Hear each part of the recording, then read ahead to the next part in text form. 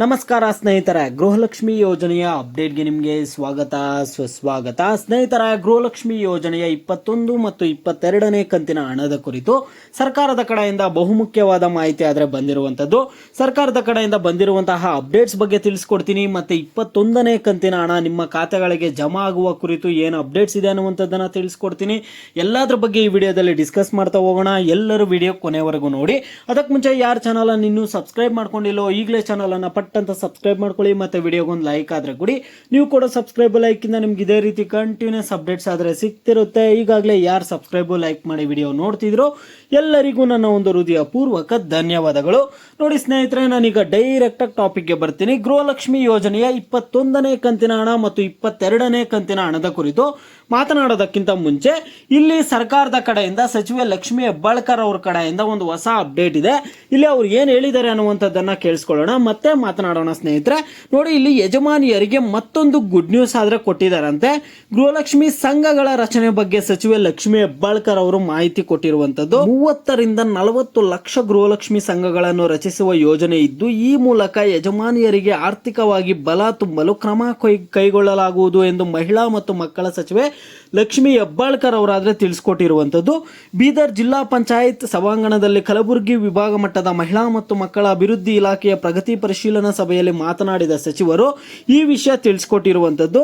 ಈ ವರ್ಷ ಅಂಗನವಾಡಿ ಆರಂಭವಾಗಿ 50 ವರ್ಷ ತುಂಬುತ್ತಿದ್ದು, ಅಕ್ಟೋಬರ್ನಲ್ಲಿ ಸುವರ್ಣ ಮಹೋತ್ಸವ ಆಚರಿಸಲಾಗುತ್ತದೆ. ಈ ಸಂದರ್ಭದಲ್ಲಿ ಗೃಹಲಕ್ಷ್ಮಿ ಸಂಘಗಳ ಘೋಷಣೆ ಮಾಡಿ ಇನ್ನಷ್ಟು ಬಲ ತುಂಬಲಾಗುವುದು ಅಂತ ಹೇಳ್ತಿದ್ದಾರೆ. ನೋಡೋಣ ಸ್ನೇಹಿತರೆ, ಇಲ್ಲಿ ಗೃಹಲಕ್ಷ್ಮಿ ಸಂಘಗಳೇನಾದ್ರು ಬಂದ್ರೆ ಮಹಿಳೆಯರಿಗೆ ಉಪಯೋಗ ಆಗುತ್ತೆ. ನೋಡೋಣ, ಇದು ಅನೌನ್ಸ್ ಆದ್ಮೇಲೆ ತಿಳಿಸ್ಕೊಡ್ತೀವಿ. ಇದ್ರ ಬಗ್ಗೆ ಏನು ಹೇಳಿದ್ದಾರೆ ಅಂದ್ರೆ ಜಸ್ಟ್ ಈಗ ಇಂಟಿಮೇಟ್ ಮಾಡಿದ್ದಾರೆ, ಸ್ಟಾರ್ಟ್ ಮಾಡೋಣ, ರಚನೆ ಮಾಡೋಣ ಅಂತ ಹೇಳಿದ್ದಾರೆ.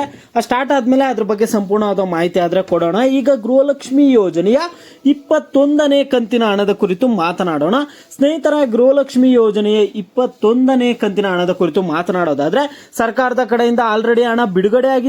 ಕೆಲವರಿಗೆ ಹಣ ಕೂಡ ಜಮಾ ಮಾಡಿದ್ದಾರೆ. ಒಂದು 5% ಫಲಾನುಭವಿಗಳಿಗೆ 2500 ಕೋಟಿ ಹಣ ಆದ್ರೆ ಬಿಡುಗಡೆ ಆಗಿರುವಂತದ್ದು. ನೋಡಿ ಸ್ನೇಹಿತರೆ, ಹಣಕಾಸು ಇಲಾಖೆಯಿಂದ ಮಹಿಳಾ ಮತ್ತು ಮಕ್ಕಳ ಕಲ್ಯಾಣ ಇಲಾಖೆಗೆ 2500 ಕೋಟಿ ಹಣ ಆದ್ರೆ ವರ್ಗಾವಣೆ ಆಗಿರುವಂತದ್ದು. ಇನ್ನು ನಿಮ್ಮ ಖಾತೆಗಳಿಗೆ ಬಂದು ಜಮಾ ಆಗೋದಷ್ಟೇ ಬಾಕಿ ಇರುವಂತದ್ದು. ಇನ್ನ ನಿಮ್ಮ ಖಾತೆಗಳಿಗೆ ಬಂದು ಜಮಾ ಆಗೋದು ಬಾಕಿ ಇದೆ ಸ್ನೇಹಿತರೆ. ಆಲ್ರೆಡಿ ಕೆಲವರಿಗೆ ಹಣ ಆದ್ರೆ ಜಮಾ ಆಗಿದೆ. ಡಿಬಿಟಿ ಮುಖಾಂತರ ಆಲ್ರೆಡಿ ಹಣವನ್ನ ಪುಷ್ ಮಾಡಿದ್ದಾರೆ. ಈಗ ನೀವು ಪ್ರತಿಯೊಬ್ರು ಈ ವಿಡಿಯೋ ನೋಡ್ತಿರುವಂತವರು ಈ ವಿಡಿಯೋಗೆ ಲೈಕ್ ಮಾಡ್ಬಿಟ್ಟು ಕಾಮೆಂಟ್ ಮುಖಾಂತರ ತಿಳಿಸಿ ನಿಮ್ಗೆ 21ನೇ ಕಂತಿನ ಹಣ ಬಂದಿದೆಯಾ ಇಲ್ಲ ಅಂತ. ಸರ್ಕಾರದವರು ಹೇಳ್ತಿರುವಂತದ್ದು ಏನಂದ್ರೆ, ನಾವು ಇದೇ ತಿಂಗಳು 15ನೇ ತಾರೀಕು ಒಳಗಡೆ, ಜುಲೈ 15ನೇ ತಾರೀಕು ಒಳಗಡೆ ಗೃಹಲಕ್ಷ್ಮಿ ಯೋಜನೆಯ 21ನೇ ಕಂತಿನ ಹಣವನ್ನ ಜಮಾ ಮಾಡ್ತೀವಿ ಅಂತ ಹೇಳ್ತಿದ್ದಾರೆ ಸ್ನೇಹಿತರೆ. ಗೃಹಲಕ್ಷ್ಮಿ ಯೋಜನೆಯ 21ನೇ ಕಂತಿನ ಹಣ ಇದೇ ಜುಲೈ 15ನೇ ತಾರೀಕು ಒಳಗಡೆ ಹಣ ಜಮಾ ಮಾಡ್ತಾರೆ.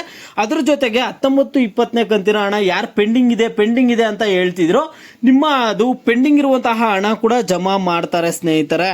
ಮತ್ತೆ ಈಗ ಗೃಹಲಕ್ಷ್ಮಿ ಯೋಜನೆ 22ನೇ ಕಂತಿನ ಹಣ ಕೂಡ ಇದೇ ತಿಂಗಳಲ್ಲಿ ಬರಬೇಕು. ಈಗ 21, 22, 22ನೇ ಕಂತಿನ ಹಣ ಕೂಡ ನಿಮ್ಗೆ ಇನ್ನೂ ಪೆಂಡಿಂಗ್ ಇದೆ.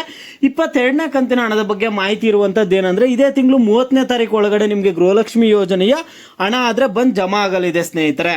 ಗೃಹಲಕ್ಷ್ಮಿ ಯೋಜನೆ 22ನೇ ಕಂತಿನ ಹಣ ಇದೇ ತಿಂಗಳು 30ನೇ ತಾರೀಕು ಒಳಗಡೆ ಜಮಾ ಆಗುತ್ತೆ ಸ್ನೇಹಿತರೆ. 1ನೇ ತಾರೀಕಿಂದ 15ನೇ ತಾರೀಕು ಒಳಗಡೆ 21ನೇ ಕಂತಿನ ಹಣ, 15ನೇ ತಾರೀಕಿಂದ 30ನೇ ತಾರೀಕು ಒಳಗಡೆ 22ನೇ ಕಂತಿನ ಹಣ ಆದ್ರೆ ಜಮಾ ಆಗುತ್ತೆ ಸ್ನೇಹಿತರೆ. ಇದು ಸದ್ಯ ಮಟ್ಟಕ್ಕೆ ಇರುವಂತಹ ಮಾಹಿತಿ. ನೋಡಿ, ಈಗ ನಿಮ್ಗೆ ಗೃಹಲಕ್ಷ್ಮಿ 21ನೇ ಕಂತಿನ ಹಣ ಏನಾದ್ರು ನಿಮ್ಗೆ ಬಂದಿದ್ರೆ ವಿಡಿಯೋಗೆ ಲೈಕ್ ಮಾಡ್ಬಿಟ್ಟು ಕಾಮೆಂಟ್ ಮುಖಾಂತರ ಹಣ ಬಂದಿದೆ ಅಂತ ಹೇಳಿ. ಹಣ ಬಂದಿಲ್ಲ ಅಂದ್ರೆ ವಿಡಿಯೋಗೆ ಲೈಕ್ ಮಾಡ್ಬಿಟ್ಟು ಕಾಮೆಂಟ್ ಮುಖಾಂತರ ಹಣ ಬಂದಿಲ್ಲ ಅಂತ ಹೇಳಿ. ಆಗ ಎಲ್ಲರಿಗೂ ಗೊತ್ತಾಗುತ್ತೆ ಯಾರ್ಯಾರಿಗೆ ಹಣ ಬರ್ತಿದೆ, ಯಾರ್ಯಾರಿಗೆ ಹಣ ಬರ್ತಿಲ್ಲ ಅಂತ. ಆ ಜಿಲ್ಲೆ ಈ ಜಿಲ್ಲೆ ಅನ್ನುವಂತಹ ಭೇದ ಭಾವ ಇಲ್ಲ. ಹಣ ಜಮಾ ಮಾಡ್ಬೇಕಾದ್ರೆ ಕರ್ನಾಟಕದಲ್ಲಿರುವಂತಹ 31 ಜಿಲ್ಲೆಗಳಲ್ಲೂ ಹಣ ಆದ್ರೆ ಜಮಾ ಮಾಡ್ತಾರೆ ಸ್ನೇಹಿತರೆ.